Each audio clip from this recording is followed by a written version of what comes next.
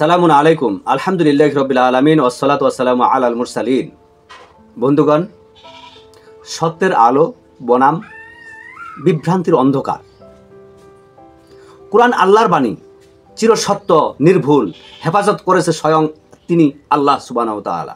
তাতে নেই কোনো ভুল। আর হাদিস নবীর কথা, তার কর্মের বিবরণ, কিন্তু শত শত বছর পরে হলো এর সংকলন। কোনটি সত্য কোনটি মিথ্যা, এই নিয়ে বিভ্রান্তি জাতির মাঝে ছড়িয়ে পড়ল মতভেদ আর দ্বন্দ্ব। একদল বলল এই হাদিস মানো, আর অন্যজন বলল না এটা ভুল, এটা জাল, অন্য পথ ধরো। হাদিস নিয়ে আজ জাতির মাঝে বিভক্তি। একদল সালাফি, একদল আহলুল হাদিস, একদল শাফি, একদল হানাফি, আরেক দল বলছে আমরা শুধুই কোরআন চাই। তাহলে কোথায় আজ সেই একতা, যে একতার কথা কোরআন দিয়েছিল উপদেশ, যে একতার উপদেশ দিয়েছিল কোরআন? কেন আজ এত বিভেদ, কেন এত মতবিরোধ? এসো সেই সত্য খুঁজি, এসো আলো দেই জাতির ভবিষ্যৎ। নবীর জীবদ্দশায় কেউ লিখল না হাদিস। তিনি বলেছিলেন কোরআন ছাড়া কিছু লিখো না, এটা ভয়ানক বিপদ।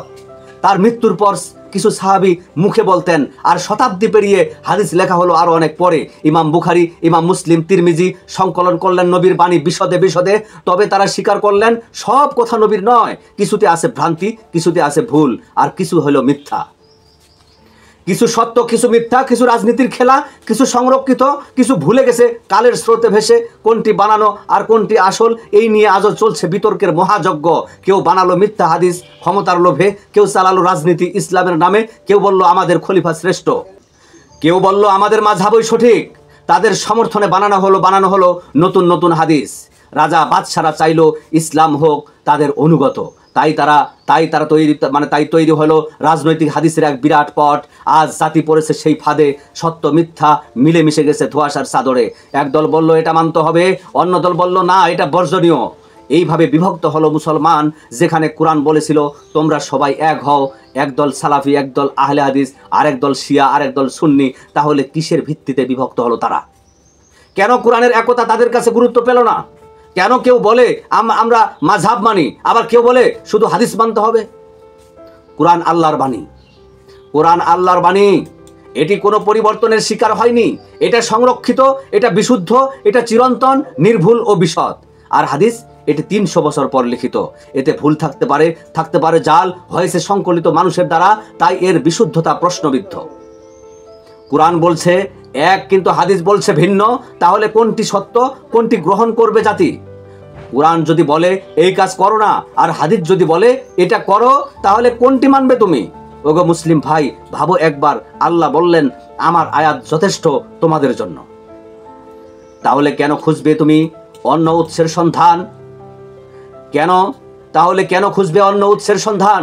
কেন কোরআন রেখে অন্যত্র বিভ্রান্তি খুঁজছো? কেন নিজের ধর্মকেই সন্দেহের চোখে দেখছো? এক সময় মুসলমান ছিল দুনিয়ার শ্রেষ্ঠ জাতি। কোরআন মানত, ছিল না কোনো মতভেদ, ছিল না কোনো বিরোধ। কিন্তু যখন তারা কোরআন ছেড়ে দিল, তখনই নামলো তাদের ধ্বংসের ছায়া। যখন তারা কোরআনের বদলে হাদিসের নামে মিথ্যা মানলো, তখনই বিভক্ত হলো তারা। শিয়া, সুন্নি, সালাফি, দিওবন্দি হলো গোরা। তখনই তারা হারালো শক্তি, তখনই তারা পড়লো লাঞ্ছনার চক্রে। আজ মুসলমান দলে দলে বিভক্ত, একদল আরেক দলের বিরুদ্ধে খড়গ তুলছে। কিন্তু কোথায় গেল কোরআনের শিক্ষা, যেখানে বলা হয়েছিল তোমরা সবাই এক হও? কেন এই বিভেদ, কেন এই মতভেদ, কেন আজ মুসলমান শুধু দ্বন্দ্ব আর বিবাদে? এসো ফিরে যাই কোরআনের পথে। এখানে রয়েছে সত্য, এখানে রয়েছে মুক্তি। কোরআনই সর্বোচ্চ দলিল, এটি কোনো কিতাবের মুখাপেক্ষী নয়। যদি হাদিস কোরআনের সাথে মেলে তবে এটা গ্রহণ করো, কিন্তু যদি তা বিপরীত হয় তবে ফেলে দাও নির্দ্বিধায়। কোরআন বলছে সত্যের পথ ধরো, তাহলে অন্য কোনো কিতাব, তাহলে তুমি কোরআন যেখানে সত্যের পথের কথা বলছে, তাহলে কেন অন্য কিতাবে তুমি বিভ্রান্তি খুঁজে বেড়াচ্ছ? কেন দ্বন্দ্বে পড়বে? কেন পথ হারাবে তুমি? কেন এক হওয়ার বদলে দলে দলে বিভক্ত হবে? এসো কোরআন পড়ি, কোরআন বুঝি। এখানে রয়েছে সত্য, আর এখানেই রয়েছে মুক্তি। হে জাতি, কোরআন আঁকড়ে ধরো। যে জাতি কোরআন আঁকড়ে ধরে, সেই জাতি কখনো হয় না পরাজিত। তাই আসুন কোরআনকে আঁকড়ে ধরুন, কোরআনের পথে চলুন, আলোর পথে চলুন, নিজেকে সাফল্যমণ্ডিত করুন। ভিডিওটি ভালো লাগলে অবশ্যই লাইক করুন আর শেয়ার করে ছড়িয়ে দিন।